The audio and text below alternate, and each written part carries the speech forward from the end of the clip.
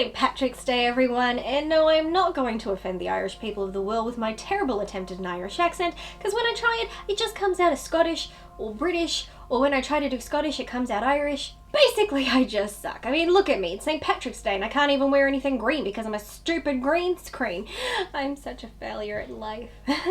Anyway, you have clicked on this video to see me rank the Leprechaun films from worst to best, but I wanted on the record that as bad as I think some of these films are, I actually love the character Leprechaun and I think it's a fun franchise to revisit, mostly because of how stupid it is. That being said, I'll be critical where I think it's due, so without further ado, time for some ranking. In 8th place is Leprechaun in the Hood, released in 2000. It's directed by Rob Sparrow with a screenplay by Doug Hall and John Huffman from a story by William Wells, Alan Reynolds, Rob Sparrow and Doug Hall. It's the 5th installment in the Leprechaun series and follows our evil leprechaun who searches for his magic flute that 3 hoodlums stole and kills anyone who gets in his way. If you're looking for absurd stoner films, then I guess this is the one for you. I put this neck and neck with In Space in terms of being as bad as each other, but the reason why I put this one dead last is because it has the most boring kills of the entire franchise. Typically in this franchise, Lobden the Leprechaun at the least is known for his rhyming one-liners and his creative kills, but in this film the kills are so beyond lackluster it's almost offensive, with 3 characters being killed entirely off-screen. Some have called this a blaxploitation film, and I guess I can see why some have said that, because blaxploitation films of the 70s were recognized for being the first films and shows to have black characters and communities be the heroes or subjects instead of the common sidekicks, villains, or just bystanders getting beaten. So from that angle, yeah, I can see why some people view this as blaxploitation, because this film is the first film in the franchise to have an all-black main cast outside of the Leprechaun character. The only film in the franchise before that to cast a black actor was In Space, and that was Miguel A. Nunez Jr., who played Styx. All that being said, I just didn't like anything about this film personally. In 7th place is Leprechaun 4 In Space, released in 1997. It's directed by Brian Trenchard Smith and written by Dennis Pratt. It's the 4th installment in the Leprechaun franchise and is set in 2096, where in it our deadly leprechaun is in space and trying to woo a beautiful princess who is impressed with his pot of gold.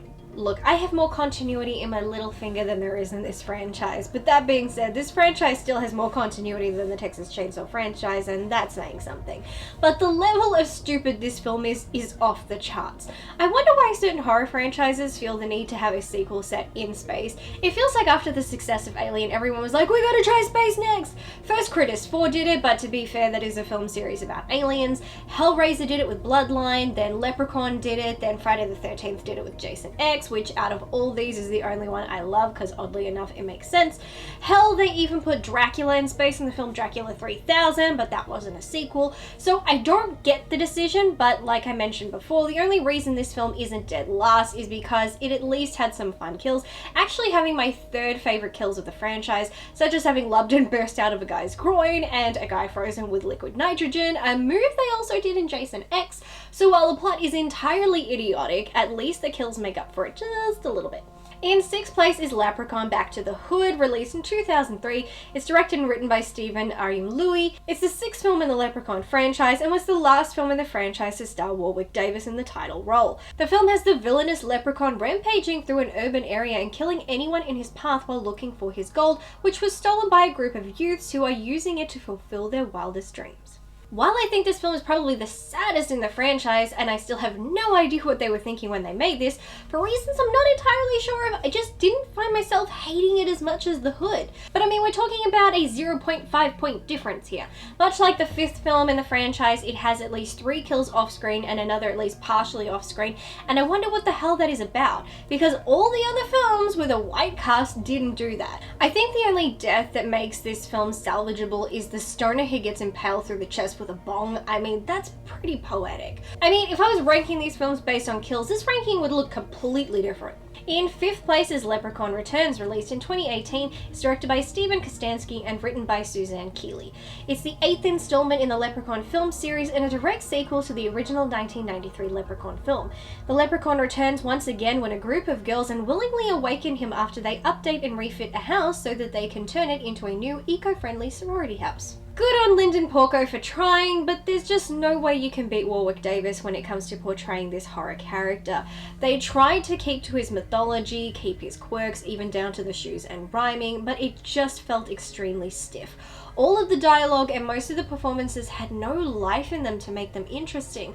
I like the concept and how it ties into the first film, but it almost seems to forget that itself. I mean, this is a sorority house moving into the family home of the character of Lila, and yet she never mentions it, nor do they seem aware.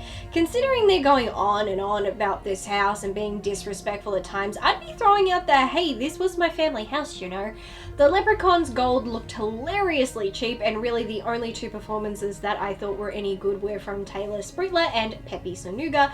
The rest were super annoying and stale characters with flat performances. I think it's frustrating that they kill him repeatedly in this film by all methods that basically worked in the first film, and yet he comes back instantly each time, so the film doesn't care that much about mythology.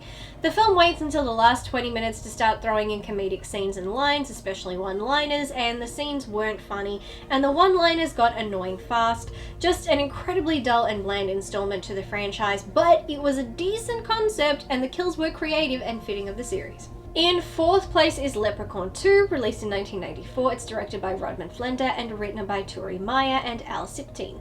It's the second film in the Leprechaun series and centers on our psychopathic leprechaun hunting for a bride. Outside of the main character, this film has no connection to the first film whatsoever, so the continuity isn't great, and it doesn't exactly excel at either horror or comedy, but to the film's credit, it actually has a backstory that creates a good context to the events of the film, and it honestly has my favorite deaths of the entire series. I mean, the lawnmower moment was just mwah!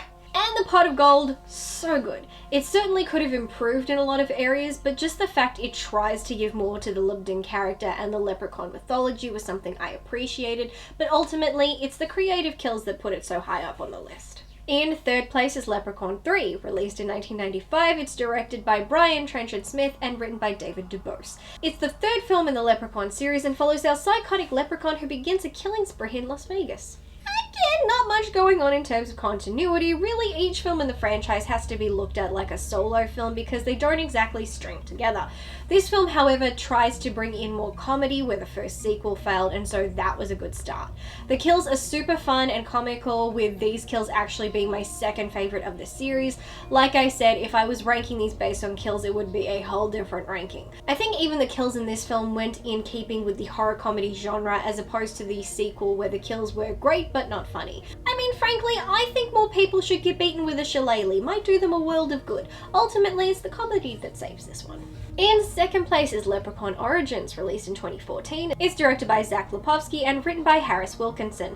It's the seventh film in the Leprechaun series and acts as a reboot of the entire series. In it, two young couples backpacking through Ireland discover that one of Ireland's most famous legends is a terrifying reality. When they said reboot, they weren't kidding. This isn't just a reboot, this has removed all possible relation to the entire series to the point it makes no sense to even be part of the series at all. I keep thinking someone has made a gross error or a typo in saying this is part of the franchise, but by some twist of fate it is. Where all the other films are horror comedy, this one decided to start over and take the Leprechaun legend and turn it into a straight up monster movie. Now first I was disappointed because for something called Origins, I thought I was going to see Lubden's origin story, but I didn't, so I was sad.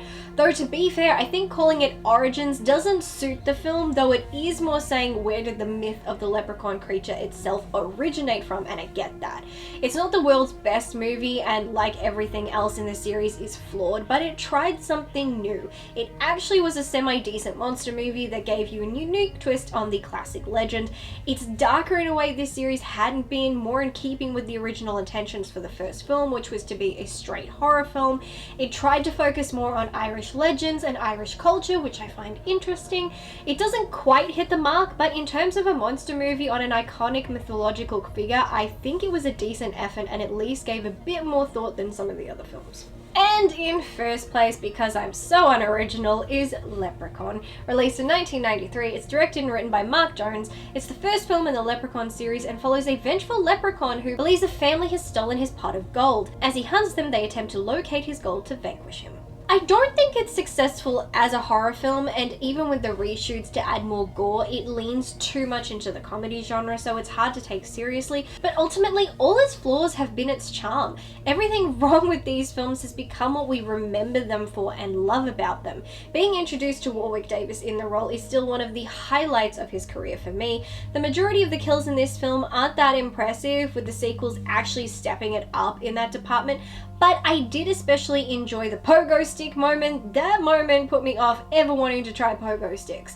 I'm not going to sit here and praise the film because frankly I still don't think it's that great, and I never rated any of the films above a 2.5 out of 5, so it was kind of more ranking films out of a bad bunch. But that being said, they were a defining moment in Davis's career and they still live on today, and they are easily a bunch of films that one can revisit, and no matter how bad they may be, you don't feel like ripping your hair out while rewatching them, which is a huge plus.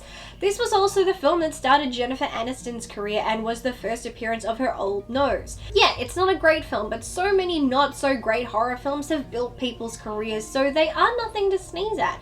So ultimately, with its flaws, I still have an appreciation for this film, and for that reason, and because I enjoyed it a fraction more than all the others, it's why I rank it first. And that, folks of the internet, is my ranking of the Leprechaun films.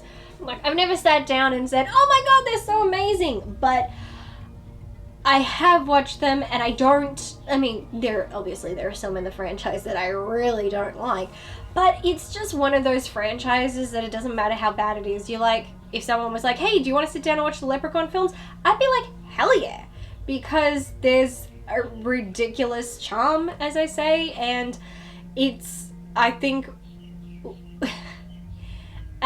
at the most I can say Warwick Davis in these films is just so amazing to watch. If you ignore all the absurdity and the lack of continuity that goes on in these films and just focus solely on him and his performances, he's so captivating and fun and terrible and terrorizing, and it's just so great. And I know it seems kind of cliche, talking about the Leprechaun films on St. Patrick's Day, but literally, come on, what other day was I going to talk about it on? This just makes sense.